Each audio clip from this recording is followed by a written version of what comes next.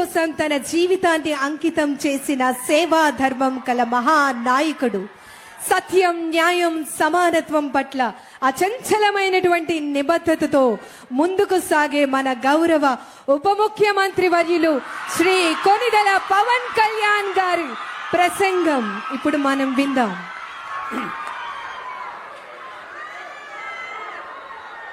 స్త్రీ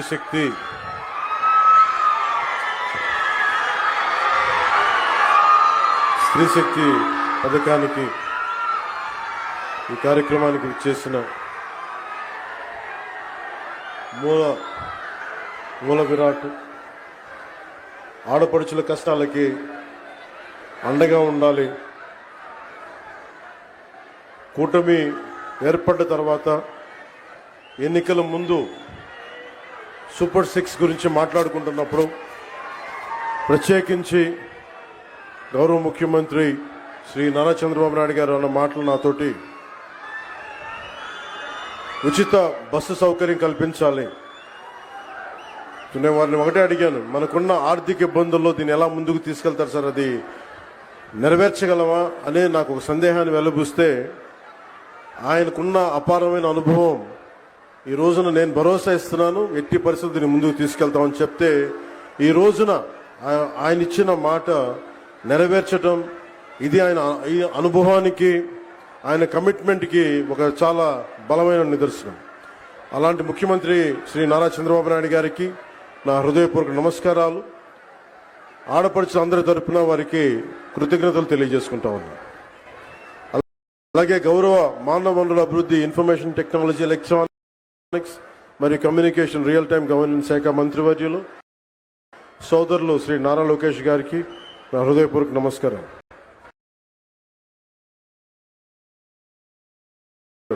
శ్రీ హెచ్ ద్వారకా తిరుమలరావు గారికి ప్రత్యేకించి మరో అడుగు ముందుకు వేస్తూ ప్రతి ఆడపడుచుకి ఇచ్చిన మాట నిలబెట్టుకుంటూ నారా చంద్రబాబు నాయుడు గారి నాయకత్వంలో కూటమి ప్రభుత్వం నేటి నుంచి ఆంధ్రప్రదేశ్ నివాసితులైన మహిళలకు, బాలికలకు, ట్రాన్స్జెండర్లకి ఆర్టీసీ ప్రయాణ బస్సుల్లో ఉచిత ప్రయాణం అందిస్తూ ఉంది. ఈ పథకాన్ని అమలు చేయడానికి కూటమి ప్రభుత్వం ఏటా సుమారు 2,000 కోట్ల రూపాయలు ఖర్చు చేస్తూ ఉంది. గత ప్రభుత్వ అస్తవ్యస్త విధానాలతోటి కుదేలైన ఆర్థిక వ్యవస్థ గాడిలో పెడుతూనే, ఒకవైపు పెట్టుబడులను ఆకర్షిస్తూనే సూపర్ 6ని చాలా సమర్థవంతంగా ఒక్కొక్క హామీని చాలా బలంగా ముందుకు తీసుకెళ్తున్నారు శ్రీ నారా చంద్రబాబు నాయుడు గారి నాయకత్వంలోని కూటమి ప్రభుత్వం. ఇచ్చిన మాట మేరకు ప్రతి విద్యార్థి తల్లికి వందనం పథకం అమలు చేశాం. దీపం 2 పథకం కింద మహిళలకు ఇప్పుడే 2 విడత లబ్ధిదారులకు గ్యాస్ సిలిండర్లు ఉచితంగా ఇచ్చాం. స్త్రీ శక్తి పథకంతో మహిళా ప్రయాణికులకి ఉచిత బస్సు సౌకర్యం అందించేందుకు ఏపీఎస్ఆర్టీసీకి చెందిన 8,458 బస్సులు ఉచిత ప్రయాణానికి అందుబాటులో ఉంటాయి.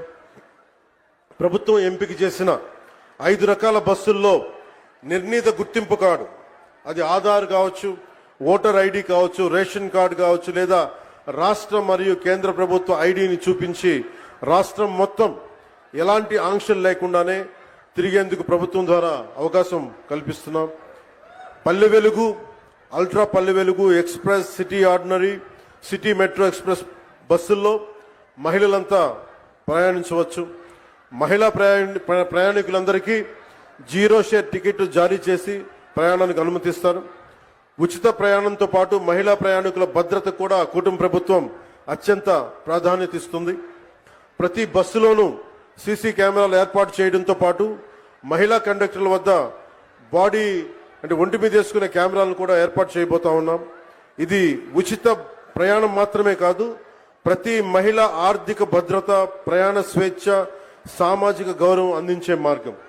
ఇందాక దారి పొడవుతా ఉండవల్లి నుంచి వస్తా ఉంటే ఒక్కొక్క ఆడపడుచుతో మాట్లాడుతూ ఉంటే ఎంతంత సేవ్ అవుతుందమ్మా మీకు ఈ ప్రయాణం వల్ల అంటే, విద్యార్థులకి 1,500 నుంచి కొంతమందికి 2,000 రూపాయలు. నిజంగా ఒక 1,500, 2,000 రూపాయలు ఒక సగటు ఆడపడుచుకి ఇది మనకి పొదుపు చేయగలుగుతున్నాం అంటే దానికి దూరదృష్టి ముందుకు తీసుకెళ్లిన గౌరవ ముఖ్యమంత్రి శ్రీ నారా చంద్రబాబు నాయుడు గారికి సంపూర్ణంగా ఈ గుర్తింపు ఆయనకి రావాలి. అలాగే మేమందరం ఈ రోజు ఇంత బలంగా చేయగలుగుతున్నాం, ఇంత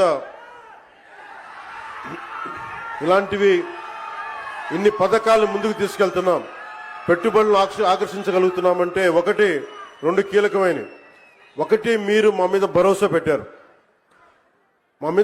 పెట్టారు. మేము ఎలక్షన్ సమయంలో మీకు చెప్పాం, మీరు చంద్రబాబు నాయుడు గారి మనకి నేతృత్వంలో ఉన్న కూటమి ప్రభుత్వాన్ని మీరు అండగా నిలబడండి, మేము మీకు అండగా నిలబడతాం.